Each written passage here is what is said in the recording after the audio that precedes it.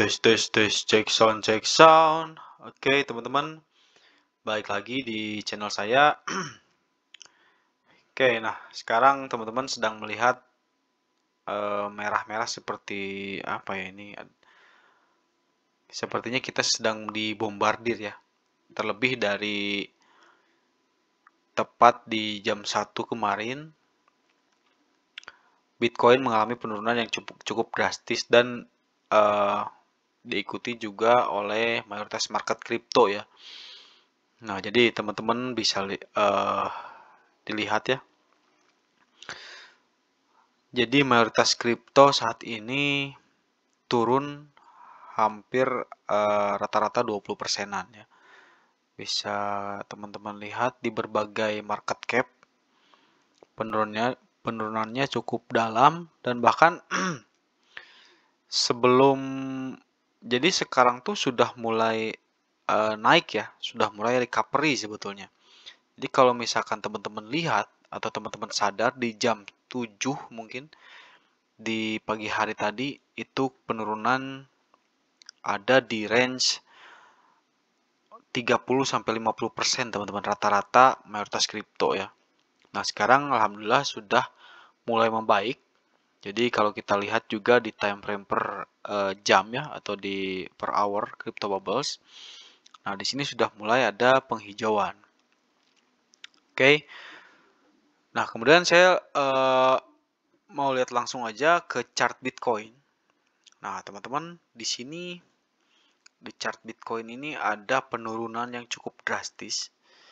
Jadi ketika kemarin saya di live stream saya ungkapkan ya, Bitcoin tuh hanya butuh dia bertahan di area ini. Dan syukur-syukur kalau dia misalkan bisa bounce back atau memantul ya di area tersebut. Nah, ada kemungkinan untuk terjadi alt season di sekitar minggu terakhir di Februari ya. Enggak.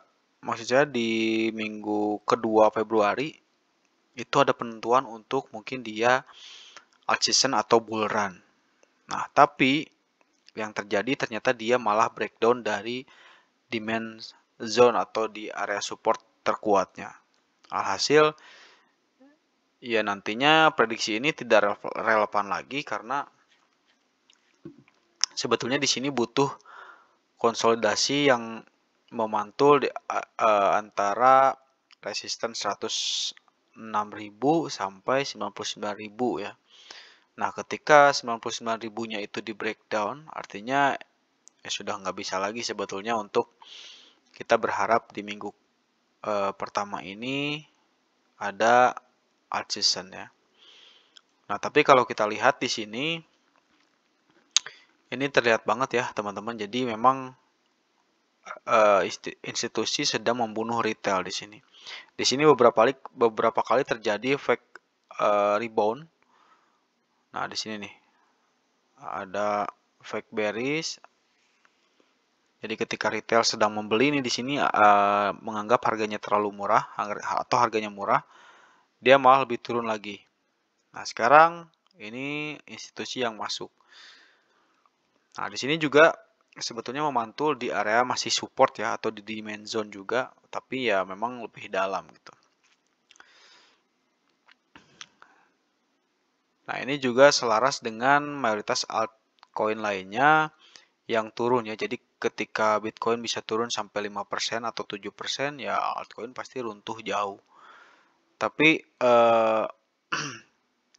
masih dalam kategori masuk psikologis harga juga nih. Saya sebelumnya sempat prediksi si Zilliqa ya akan ada rebound di sini nih, di area sini. Nah, sekarang ya kurang lebih sama, dia rebound juga meskipun lebih jauh ya, tapi di sini seharusnya dia mulai rebound nih karena di indikator stokastik RSI pun dia sedang masuk ke dalam zona oversold. Nah, itu juga yang terjadi di altcoin lainnya ya, seperti mungkin Ethereum, XRP juga sempat turun begitu jauh. Nah, lihat teman-teman, ini adalah wick ya. Nah, ini berarti menandakan sudah ada yang memborong di situ.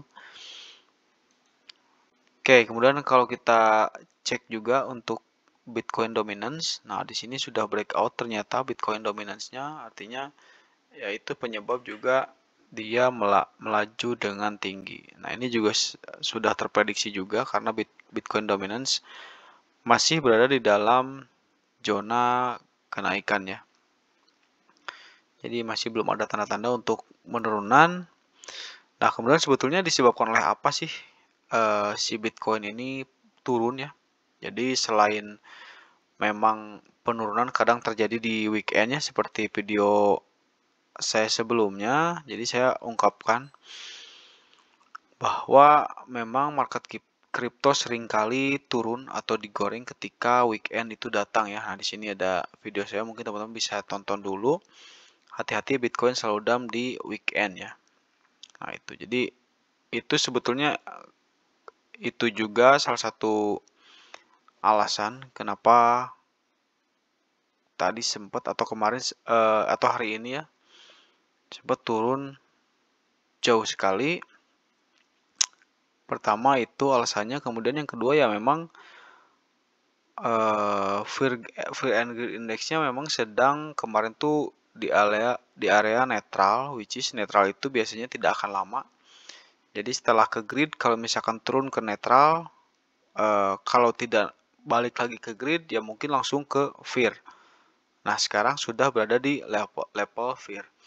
Nah, di fear ini, kalau kita lihat juga berdasarkan histori ya, ini tidak lama teman-teman. Biasanya langsung memantul lagi dan biasanya setelah masuk fear itu ada kenaikan atau lonjakan signifikan ya dari volume perdagangannya. Nah, ini seringkali juga di beberapa waktu lalu ketika masuk area fear naik lumayan puluhan persen lah gitu ya. Nah, sekarang kita lihat aja mungkin untuk support Fear and Greed Index-nya mungkin nanti ada di 37. Jadi sekarang masih 39, artinya masih akan ada penurunan lagi. Namun itu untuk ancang-ancang ya. Jadi kalau kita gabungkan beberapa indikator ini, misalkan Fear and Greed Index-nya taruh aja di 37 atau 36 ya, which is sedikit lagi. Nah, kemudian juga di sini kalau kita lihat Bitcoin dominance-nya sudah berada di zona oversold ya. Ini dia tinggal crossing saja garis biru ke garis merahnya. Jadi ini ada dua kesamaan menurut saya. Jadi mungkin kenaikan akan mulai atau setidaknya bounce back akan mulai di tetap minggu ini menurut saya. Itu untuk confirm bounce back ya. Jadi menurut saya untuk penurunan tidak akan terjadi lagi karena ya ini sudah waktunya untuk naik ya. Jadi kedepannya saya akan masih pantau ini tiap hari ya untuk pergerakan Bitcoin dan mayoritas kripto. Jadi untuk teman-teman jangan sampai kelewatan ya. Teman-teman mungkin bisa subscribe dan like supaya banyak juga yang notice dengan video ini gitu. Oke, gitu aja paling untuk video kali ini. Sampai jumpa di video selanjutnya.